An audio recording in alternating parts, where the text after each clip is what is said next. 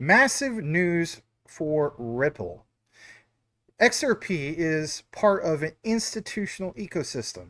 Now, there is some discussion that we recently had with myself and Smoke, as well as Jesse, about this whole topic of global stablecoins. Once again, World Bank has cited this, other citations, obviously the recent deep dive, but we're going to show you some actual documents to pound home all of this and why it's such a big deal. In our previous deep dives, we talked about Mojo Loop, obviously connected to things like Microsoft.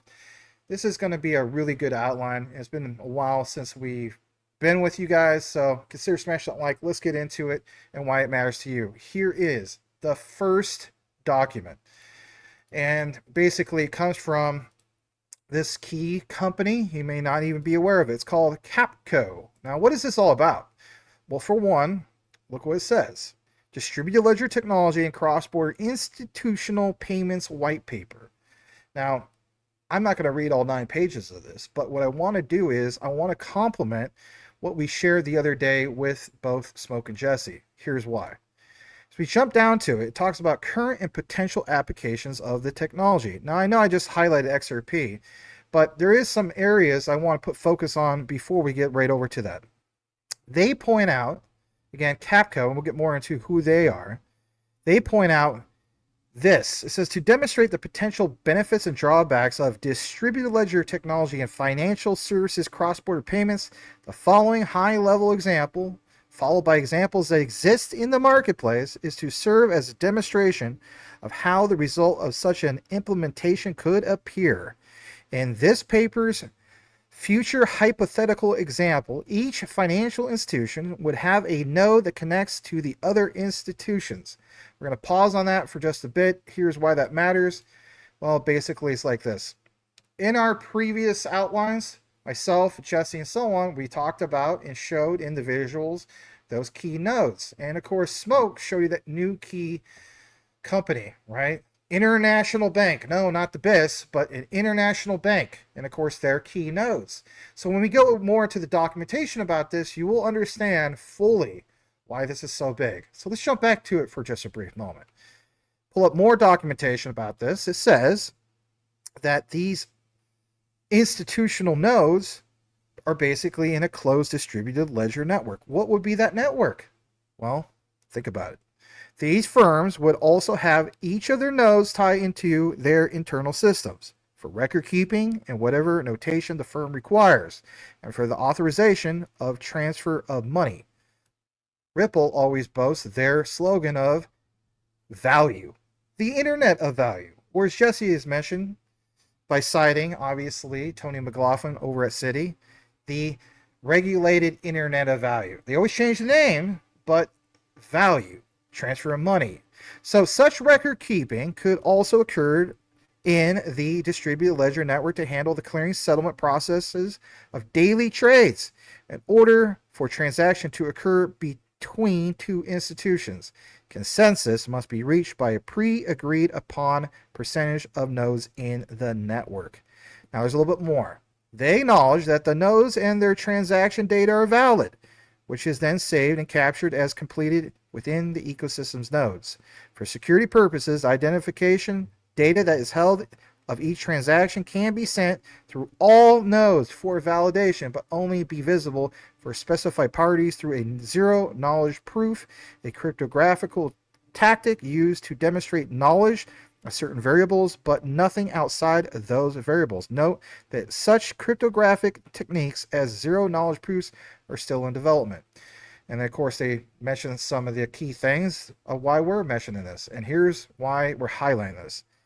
For the enclosed distributed ledger ecosystem to work, a vehicle is required. Notice how it says required to transfer funds between accounts. A scenario where institutions consistently agree upon conversion rates for each trade value would slow transactions down considerably. Instead, and here's your highlight, the institutions could utilize a stablecoin of choice such as Ripple. Oh, it only says Ripple, Max. No. And then it's mentioned specifically, boom, boil it, mash it, stickiness to XRP, or one developed in their consortium. According to Ripple, cross-border transactions using Its system take under 7 seconds to occur. We know it's roughly 3 to 5. Each member bank could purchase an amount of the stablecoin. They then peg the value of their currency of choice at the time of the transaction, trade across the network, then to be cashed out on the receiving end for the currency of choice. And last but not least, each member bank would then have the option of using a stablecoin to ensure, or I should say enable, transactions across the border and conduct the transactions over multiple currencies and forms of collateral. We have more about this topic of Capco, who they're connected to, and why it's such a big deal for you being an XRP holder. But before we jump into all that, let's take it over to Jesse of Apex Crypto Consulting NFA, because I know he is just absolutely wanting to chomp at the bit on this one, because we recently talked about it with Smoke. Take it away, Jesse. Hey my friend, whether you're a day trader or huddler, I've got a game changer for you. BTCC Exchange, founded in 2011, is the world's longest running crypto platform with zero hacks and licenses in many countries. No KYC or VPN needed, and signing up is fast. For whales or pro traders, it's a dream. Top 5 on CoinMarketCap, unmatched liquidity, low fees, plus 250x leverage. Copy trading lets newbies make $100, $200, even $500 per day, just by copying another trader and he does the trading for you. Some people copy all the money by Q because he currently has a 93% success rate and he earns a great percentage. But leverage and copy trading is risky, so only use what you can afford to lose, or seriously don't do it at all. I launched this channel to share crucial crypto insights, not to see you make reckless moves and lose your hard-earned money. BTCC has over 300 crypto available, including XRP, QNT, XLM, and HBAR. Use my referral link on the screen, in the description, or in the pinned comment for up to $10,000 USDT rewards, up to 50% off fees, and VIP perks. Never keep all your crypto on exchanges. Use reputable hardware wallets. Links below. Now let's get back to the video. Hey Max, this is awesome, man. Unbelievable. Like it's telling you XRP is a stable coin, and on our collaboration we did with Smoke, I was talking about how the document that I had from the IOSCO, which is the International Organizations for Securities globally, okay, they were talking about a global stable coin. They're talking about a company, a private company. So they were giving a hypothetical scenario, the same way this document is talking about a hypothetical case scenario, right? And it described we could have a private company creating this global stable coin arrangement, and it would issue, like, it describes Ripple to the T. Long story short, it describes every single thing Ripple does, and this global stable coin would act as a medium of exchange. And it was talking how all of the major financial institutions globally would be holding assets that would be backing the value of this global stablecoin. It's unbelievable. And it was saying how all of the assets, including debt instruments, but they were saying what's the word? I can't remember the word. But anyways, there was very significant assets. They were trying to hold assets that are relatively stable.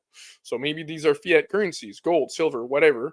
So, but all of the value of all these assets that would be, all these financial institutions would be holding globally in numerous accounts globally, the total value of all these assets would be equal to the value of all the stable coins combined. So technically what they're telling you is, oh my goodness.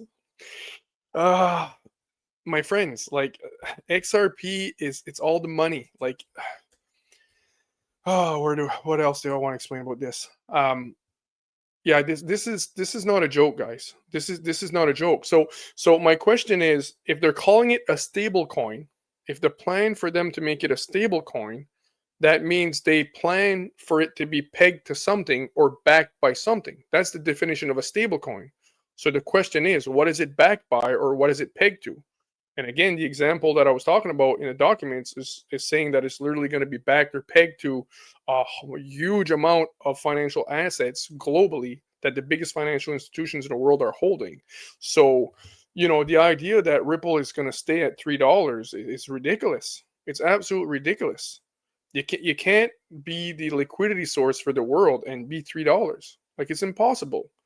And you can't be global stablecoin being backed by numerous assets like gold, maybe silver, fiat currencies, CBDCs, or whatever, and still be $3. It doesn't make sense, because it's saying like the value of all of the different commodities that are held in these different accounts are equal to the value of all the stable coins combined that the company would have issued. So, for example, 100 billion XRP tokens would be equal to the value of all these different assets in the world that are keeping this this token stable, right? So it's giving it a support, like a floor, right? That's one way of proving that Ripple can be worth an absolute fortune. The other way too that we see that is the multiplier effect, where we've seen where a guy gives an example. I think he was using the order books of XRP. He was either using the order books of XRP or the actual order books of an exchange, but I'm pretty sure it was the order books of on the XRP ledger, where the market cap of XRP right now, I can't remember what it is it 150 billion or 300 billion? But he was showing the order books. He was showing how if you put in an order to buy $10 billion worth of XRP, the market cap was doing a 500x.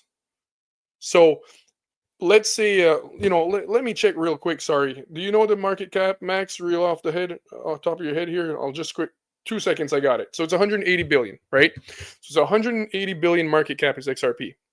With a 10 billion purchase order, 10 billion going through this order book, it was literally jumping the market cap by like 500x. A lot of people think there needs to be 200 billion to go in order for the market cap to double or the value of XRP to double. This is incorrect. You have to look at liquidity and the order books. And so my point is, with only 5% of the total market cap, so total market cap is 100 billion, and so using 10 billion purchase order, 10 billion going in, which is only represents about 5%, maybe 5.5% of the actual market cap. The market cap was doing like a 400x. Okay, so I mean, it was going, no, actually it was going from $3 to the market. Anyways, it was jumping the price by 100x easily. Just 5% purchase order. 10 billion going in was jumping the price to, let's say, $100, $200. Right? So what happens when you're moving trillions? XRP cannot stay at $3. Like, it's impossible. And this is not financial advice. Like I always say, it's not financial advice. We're not financial advisors. This is for entertainment purposes only. Like it's nonsense. Like, people are comparing this, like, this is an internet. I keep telling people this is the internet of value. You can't price that in market cap. You can't look at that and say, well, the market cap would be too high. Well, let me ask you this. What is the market cap of the internet we have today? If you take just 5 of the biggest companies in the world that are on the internet, total market cap might be like 8 trillion. If you take Apple and Google and, let's say, Tesla and so on, total market cap might be, let's say, 8 trillion. That's 5 companies that are using the internet. That's 5 companies on the internet. So if we were to combine all of the different companies, including governments, that are using the internet of information we have today, so that's the World Wide Web, what would be the total market cap of all of these companies combined, including all the governments that use the internet of information? People don't understand. This is an internet. This is not a regular company, my friend. You can't look at like Bitcoin, which is mostly a store of value at the moment. Like, it's a store of value. You can't compare that with XRP, and you can't compare companies either, like Apple, Tesla, or anything, and say XRP, its market cap would be way too high because the biggest companies in the world, their market cap is 2 trillion, therefore XRP cannot exceed 10 trillion. It's ridiculous. No, this is not a company. You got to put that in your head, guys. This is not a company. This is an internet protocol that's capturing the value of all the value in the world. They're tokenizing everything: stocks, bonds, derivatives. Just derivatives alone is like 2,500 trillion per year. Sorry, 2.5 quadrillion. That's just derivatives. Real estate might be like 300 trillion. Then you have government debt, which I think is like 150 trillion. Then you have corporate debt, which is like 300 trillion. Right there, it's like 500. What is it? 4,000 trillion. 3 to 4,000 trillion of value. Eventually, the majority of that will flow through the XRP ledger and the XRP token. So the idea that the market cap, oh no, the market cap would be too high. People have to get that out of their head. People are going to cry. People are going to cry, I think, when Ripple shows its full potential value, because people are not realizing, like, stop pricing this like a company. This is not a company. This is not a company, guys. Please. It's not a company. I'm you know, I'm trying to help. I'm trying to make it very entertaining for you guys. Okay? So, what are your thoughts on that, Max? My thoughts on that is you're going to have some trolls coming out of the woodwork and be like, well, technically speaking, I didn't get my Eagle Scout badge by learning that Ripple is not a company. So, the Brad Garninghouse is the CEO of a company. I mean, I get that. So there is going to be those type of people. So just, throwing that out there, they're going to be in the comments. They're going to say that. And that's okay. But I do get the point that you're also sharing. Now, Yeah. I want to just throw this in there before we connect more of this. There also is going to be people here, Jesse, let's just throw this out there. When we talk about global stablecoins, even though we cited the whole thing of the World Bank with documents, not just us, Smoke, many others, they cite Ripple, they cite Stellar, global stablecoins that have to have a high value or high price, a high, steady, high price, right? So I want people to understand still, if you're new to our channels, that yes, there is RLUSD, and people will be like, well, yeah, RLUSD is your stable coin, but there's other forms of stable coins. I never had a chance to kind of pick your brain about that briefly. That response to that of that topic of like, yeah, there is RLUSD and they do have their role, but XRP is the biggest enchilada, in that regard of a global stable coin. But the thing is that's sometimes I see that in the comments too. It's like, oh well, RLUSD, there's going to be other stable coins, because sometimes the way that the central bankers are wording it, they're saying like, we're going to settle in fiat currencies, or it can be settled with CBDCs. So the wording that they're using, sometime they're trying to give the impression that, how would I say that? Because sometimes in the documents they're wording it, this can be settled in CBDCs. The people are assuming that it's the CBDC doing the settlement, when it's not, because the central bankers, sometimes they slip, and we can connect the dots like we're doing now, but sometimes they're not saying, very often they're not saying the full truth, right? They're saying settle in CBDCs, but not explaining that the settlement is going from one CBDC to another, from the euro to the US dollar, from the euro to the Canadian dollar, whatever. The settlement asset is the XRP ledger, is the XRP. You can't settle anything CBDC. Like, the CBDC itself is not the bridge asset. That's what people need to understand. When you're settling, regardless of the stable coin, when you're going from any stable coin to any other stable coin, especially if it's a different currency, so a stable coin based on the US dollar and then another stable coin based on the euro, when you're settling, it's the XRP ledger. It's XRP is the bridge currency. Because some people think, oh, well, we don't, it's not going to use XRP. It's going to, because I see that sometimes in the comments. Yeah, but what about RLUSD? That's because of lack of knowledge. People have a lack of knowledge in what XRP does and how you can settle cross currency. They're not using any USD stablecoin to go from one currency to another. They're not, regardless of the country. I don't care if it's China, Euro, US dollar stablecoin, doesn't matter. Whether it can be a stablecoin pegged to gold, pegged to silver, pegged to real estate. There's not one stablecoin in the world, aside from XLM and XRP, that are bridge currencies. Okay, so when they're talking about global stablecoin arrangements and they're talking about a medium of exchange, they're talking about Stellar and XRP. Don't get it twisted, guys. The RLUSD is not it's not a medium of exchange. It's not a bridge currency. You're not going from Canadian stablecoin to RLUSD to literally a euro. Fair enough. Let's jump back into why we brought this information to you in regard to Capco, who they're connected to, and so on. So let's jump right into it, right? You may like the jive of all this material. Anyway, let's pull this up. So for one, we did talk about Capco. And again, why point them out? Well, here's why. Distributed Ledger Technology Cross-Border Institutional Payments White Paper. Now, if you get further into it, even on a basic search, Capco is a British business and technology management consultancy. It says here specifically that they operate primarily in the financial services and energy sectors. You know, Michael Saylor is always pointing out what? He always says, basically speaking, all about BTC, capturing all that energy and having it stored on chain, because it's all about proof of work and so on. But then you see other companies like this. Now, if that doesn't catch your attention, maybe nothing will. There is more about this. Check this out. Get further into this, it says Capco's operational headquarters are in London, England. Always interesting, and everything's in London, right? We know about Quant and their position with, obviously, Bank of England, so on and so forth. But this isn't about Quant.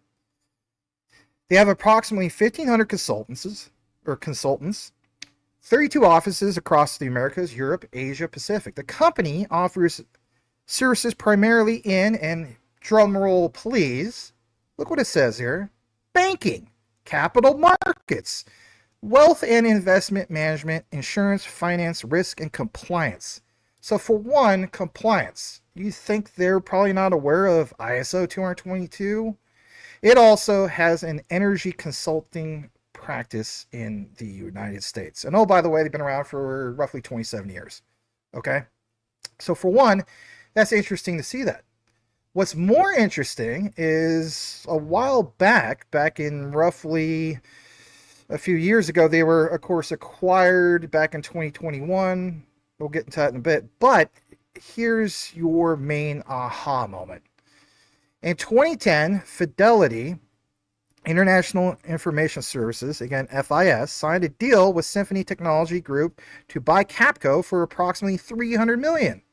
In 2017, FIS sold a majority stake in Capco to Clayton, Dubilier and Rice, and a private equity firm based in New York, making Capco independent company again. FIS continues to retain a 40% equity interest in the company. And back in 2021, last bull market, Wipro, and I'll show you guys who they are, announced that it had acquired Capco for $1.45 billion. The deal was completed April 29th of 2021. Now watch this. We take you over to Wipro. Wipro is an Indian multinational technology company based in Bengaluru, probably not pronounced that right, forgive me. It provides information technology, consulting, and business processes, services, and is one of India's big 6 IT services companies. Wipro's services include cloud computing, computer security, and look what it says there, digital transformation. Who stands at the forefront for this digital transformation? Ripple. And look what else it says, artificial intelligence, robotics, data analytics, so on and so forth. Okay, so that's interesting. And you're more than welcome to take more of a look into them. Robust history dates back apparently to like 1977. All right. Shout out to my Portland Trailblazers. That's the year that they won the championship, the one and only, but that's beyond the point. If you take over to Wipro, look what it says here. From complexity to clarity. Maybe because we need regulatory clarity. Does it mention anything about supply chain? It does. Cut the waste and keep the pace with smarter, leaner, and more efficient supply chains. Gee, that's interesting. From strategy to execution with Wipro Consulting. All right. And there's a lot more to it than just this. But again, even on the left, ABB partners with Wipro to transform its information systems digital workplace. A lot of emphasis on digital workplace, transformative technologies. Now watch this. Here's one of your main aha moments before we kick it over to Jesse to wrap things up. Because as you see here, they have a partner ecosystem. And watch this. They have strategic partners in the core pillars of their business strategy. And man, oh man, look at all the big ones they're connected to. Adobe, Amazon Web Services. Look at this. Apple. Some other big names here. Aruba, a Hewlett-Packard Enterprise company. AT&T. Don't ever forget about AT&T. They used to be the biggest juggernaut for many, many years, right? On top of that, you also see some other names here that kind of stand out, whether you like them or not. But ones that stood out for me in this partner ecosystem is Cisco, We know that Cisco has direct partnership, obviously, with JP Morgan and even the Quant Network. And also you see here, Cloudflare, Cloudera. I mean, this list goes on and on. Let me show you just a few more. Dell Technologies, Databricks. I've done some deep dives about the significance of Databricks. Dynatrace, if I'm not mistaken, there's a quant connection there. I've done so many deep dives and make your head spin on that. But whatever the case be, some really big names listed here, Google Cloud, you name it. And again, this ecosystem, even Hitachi. So again, IBM, Hewlett Packard, what does this all mean and why is this such a big deal? Again, it's a big deal for this reason, because it's part of a distributed ledger technology institutional white paper, and doesn't mention XRP being part of a global stablecoin system for current and potential applications of technology. It does. So with that said, we may take more of a deeper dive into this, but to me, this all makes sense for the bigger picture of how Ripple, with XRP, yes, XRP is part of an institutional ecosystem. Your closing thoughts in regard to all the research, Jesse over at Apex Crypto Consulting and FA. Yeah, so we see that corporation being based in London. There's two Londons from my understanding. There's London the city, and there's London the corporation. There's the Corporation of London, and a lot of people say literally the Corporation of London is the corporation that runs the world. They rule the world. So my understanding, there's a square kilometer, I think 1 square kilometer, 1 square mile or something. There's a certain area in London. It's the Corporation of London. I think they have like 180 or 200 banks. So the biggest banks in the world have like their headquarters, or they have their offices there. And literally, some people argue that the whole financial system globally is literally the credit markets, like the whole credit or and so on, is literally right there being managed and controlled by the Corporation of London to a certain degree. So, anyways, there's like London is the Corporation of London is absolutely you might want to look into that, guys, and Google search the Corporation of London and start going down that rabbit hole. It'll be it's been a while since I've looked into it, so I don't remember how to explain it properly, but excuse me. So it's probably 100 times bigger than most people realize. London and the Corporation of London. um some people say that it's the Knights of Malta that control that, connected to another secret order that I don't even want to mention on the video, to be honest with you. But yeah, that's why you're seeing some of the most powerful corporations in the world. That's where they say that the price of gold is being manipulated in London, the price of commodities, everything's being manipulated, controlled in London. So again, I don't have the exact specifics and can't explain it maybe 100% properly, but it's London is, a lot of people don't realize what's going on with London, the city of London, the Corporation of London, and why we're seeing why it's the epicenter of the financial system to a certain degree. Yeah, well said. The other thing I wanted to bring up was this. I meant to share this earlier, and we're going to wrap this up. So with Jesse and also Smoke, we mentioned Moja Loop, and look at what we have here. Moja Loop, obviously connected to Bill and Melinda Gates. Hey, I'm not the biggest fans of them, but let's face it, that's a big conglomerate. And you see here in this partner ecosystem with Wipro, you see Microsoft. So again, that's another reason I want to bring this to you guys. So there's some big names here. We already mentioned Oracle. Again, some really, really big names with some really big tech that's connected to all this. I covered Red Hat in the past.